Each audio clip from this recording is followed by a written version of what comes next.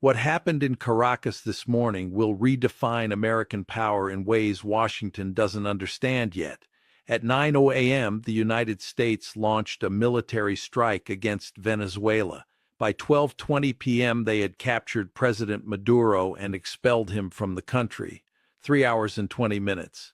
That's how long it took the world's most powerful military to execute regime change in a sovereign nation.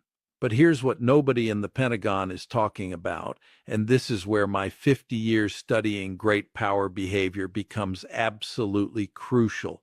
This wasn't a display of strength. This was proof of terminal weakness. I need to tell you about a conversation I had last month with a former State Department official. We were discussing scenarios for Latin American intervention, and I asked him a simple question. What happens when military force becomes our only diplomatic tool? His response haunts me now. John, we crossed that bridge years ago. We just haven't admitted it yet. Well, today we admitted it, and the world was watching. Let me take you back to something that happened in my office at the University of Chicago exactly 1 week ago. I was reviewing intelligence assessments about Venezuelan oil exports when my phone rang. It was a contact in Brazilian intelligence, someone I've known for 20 years. His message was direct. Professor Mearsheimer, you need to understand what's really happening in Caracas. This isn't about Maduro anymore. It's about the future of dollar dominance in the Western Hemisphere. He was right, but he only understood half the story. Here's what you need to know about Venezuela's position in the global power structure because the mainstream narrative completely misses the strategic implications. Venezuela sits on the world's largest proven oil reserves, larger than Saudi Arabia's. For decades, American foreign policy treated this as a resource we could access whenever necessary, through compliant leadership. That assumption just collapsed in the most spectacular way possible. But there's something else, something I discovered through contacts in intelligence circles that hasn't been reported anywhere yet. 3 days before the American strike, Venezuela finalized a comprehensive energy partnership with China that would have redirected 60% of their oil exports to Asian markets, all settled in yuan rather than dollars. The phone call that changed everything happened at 3:47 a.m. Washington time last Saturday.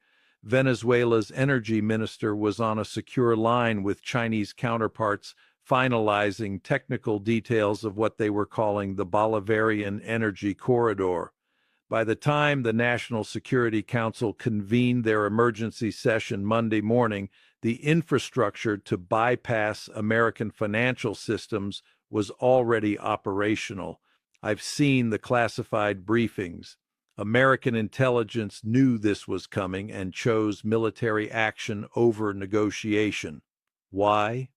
Because our entire hemispheric strategy operates on the assumption that economic coercion backed by military threat will always work if we apply enough pressure. They never considered that their targets might simply build alternative systems faster than we could disrupt them.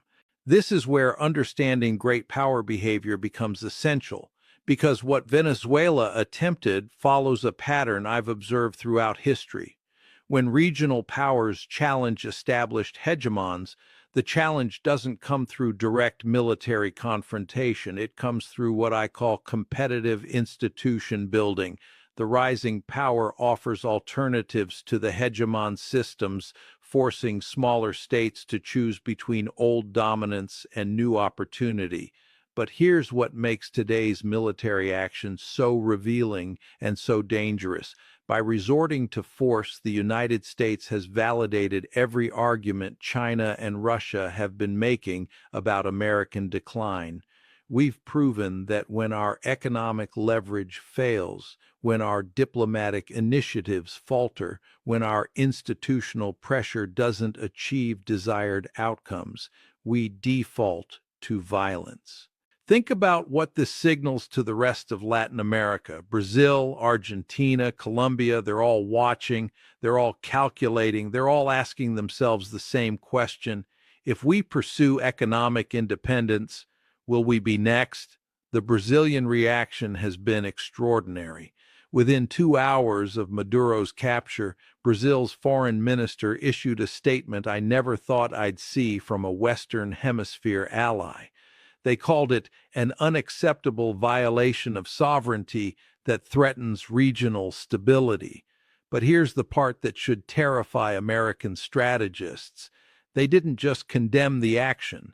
They announced an emergency summit of South American nations to discuss collective security arrangements independent of North American influence. Let me translate that for you. Brazil just proposed a Latin American alliance explicitly designed to counter American intervention. And they're not talking about it in hypothetical terms anymore. They're building it in real time. I've been studying inter-American relations for decades. I've never seen a reaction like this from traditional U.S. partners. Never. The Mexican response was even more striking. Their president, usually careful about directly challenging Washington, held a press conference at 2:00 p.m. where he stated, "What happened in Venezuela today could happen anywhere tomorrow. No nation that values sovereignty can remain silent." Then he did something unprecedented. He offered Maduro political asylum and threatened to recall Mexico's ambassador if the United States interfered. Mexico, our largest trading partner, threatening diplomatic consequences for American military action in the hemisphere. But there's a pattern here that I need you to understand because it explains why today's events represent something much bigger than regime change in Venezuela. Every threat we make, every military action we take, every instance where we choose coercion over cooperation, we're validating the narrative that American leadership has become American domination. And that narrative is spreading faster than any Pentagon assessment predicted. China's response came at 4:15 p.m. Beijing time. Their foreign ministry didn't just condemn the action. They announced immediate economic sanctions against American companies operating in Chinese markets that supported or benefited from illegal interventions in sovereign nations. Within an hour, 3 major U.S. defense contractors saw their stock prices drop 8 to 12%. The market was sending a message. Geopolitical risk just became unmanageable. But here's what nobody in Washington seems to grasp yet. This isn't about Venezuela anymore. This is about what happens when a declining hegemon realizes its coercive tools are losing effectiveness and responds by using them more aggressively. I've seen this pattern before. Britain faced it when its empire began contracting after World War I. The Soviet Union encountered it in the 1980s when client states started defecting. In every case, the response was the same: double down on coercion, increase military pressure, refuse to acknowledge that the underlying power structure has shifted. It never works. It accelerates decline. The European reaction revealed another dimension of this crisis that American policymakers consistently underestimate. Despite pressure from Washington, major European allies refused to support the military action. Germany's chancellor issued a statement calling for immediate restoration of Venezuelan sovereignty and investigation of international law violations. France demanded an emergency UN Security Council session. Spain recalled its ambassador from Washington for consultations. These are NATO allies. These are countries that have supported American military action for 70 years, and they're publicly breaking with us over Venezuela. Why? Because they understand something that Washington refuses to acknowledge. Today's action sets a precedent that could be used against anyone. If the United States can militarily remove a government for pursuing economic independence, what limits exist on great power behavior? If sovereignty can be overruled by military force whenever a hegemon feels threatened, what meaning does independence have in the modern world? The domestic reaction in Venezuela reveals something equally troubling. I've been monitoring social media, news coverage, civilian responses. Instead of celebrating liberation from Maduro's authoritarian rule, there's overwhelming anger at American intervention. University students are organizing protests. Religious leaders are describing it as neo-colonialism. Even opposition figures who wanted Maduro gone are condemning the method of his removal. This isn't just about one leader anymore. It's about dignity, respect, and the right to self-determination. And we just told 30 million Venezuelans that their choices don't matter, their sovereignty is conditional, their future will be determined in Washington rather than Caracas. That message is spreading across Latin America right now, and it's creating the exact opposite outcome that American strategists intended. Here's what I observed in the intelligence assessments I reviewed last week. American planners genuinely believed that removing Maduro would stabilize Venezuela, restore democratic governance, and secure oil exports to Western markets. They thought regional allies would quietly accept the action as necessary intervention. They assumed global reaction would be limited to rhetorical condemnation without practical consequences. Every single assumption was wrong. The oil markets responded within hours. Instead of stabilizing, prices spiked 15% on concerns about supply disruption and geopolitical instability. OPEC announced an emergency meeting to discuss coordinated response to Western military aggression against member states. Russia indicated it might reduce energy exports to Europe in solidarity with Venezuela, the very outcome we hope to prevent, energy market instability we just triggered on a massive scale. But there's something else happening beneath the surface that's even more significant. I've been receiving messages from contacts across Asia, Africa, and the Middle East. The pattern is unmistakable.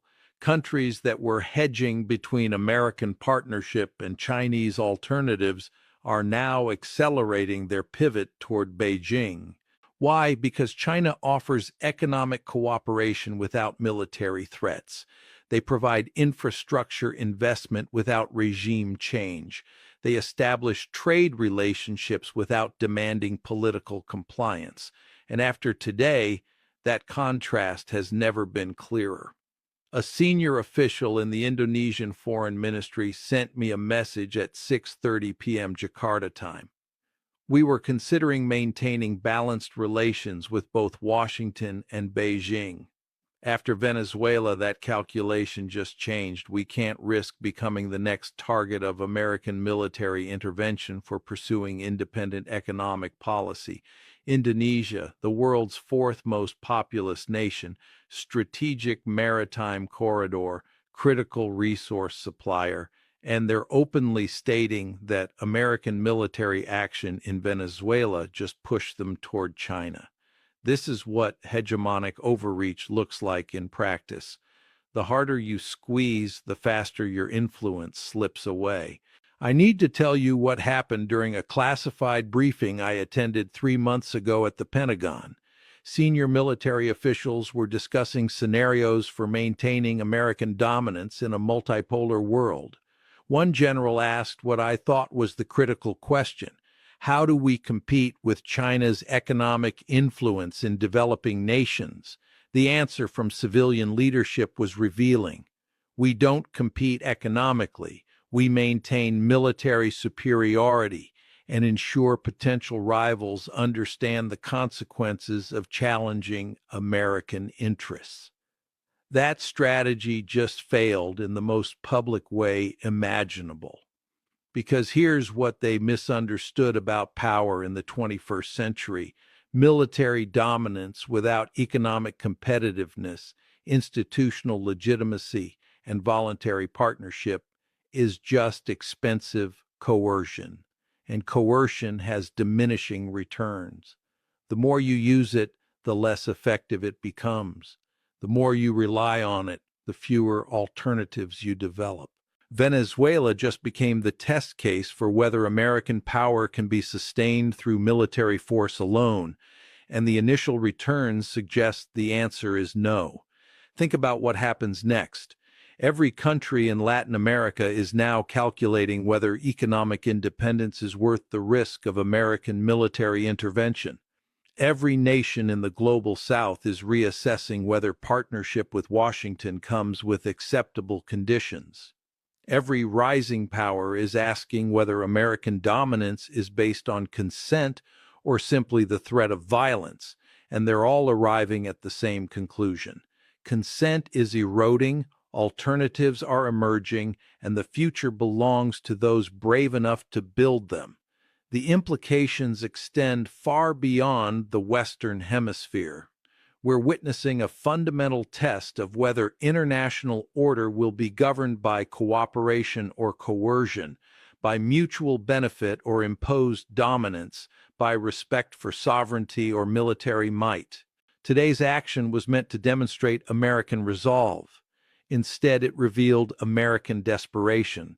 It showed the world that when our economic leverage fails, when our diplomatic initiatives falter, when our institutional pressure doesn't achieve desired outcomes, we have no response except violence. That's not strength. That's the behavior of a declining power that refuses to adapt to changing circumstances. I've been teaching these patterns for 50 years.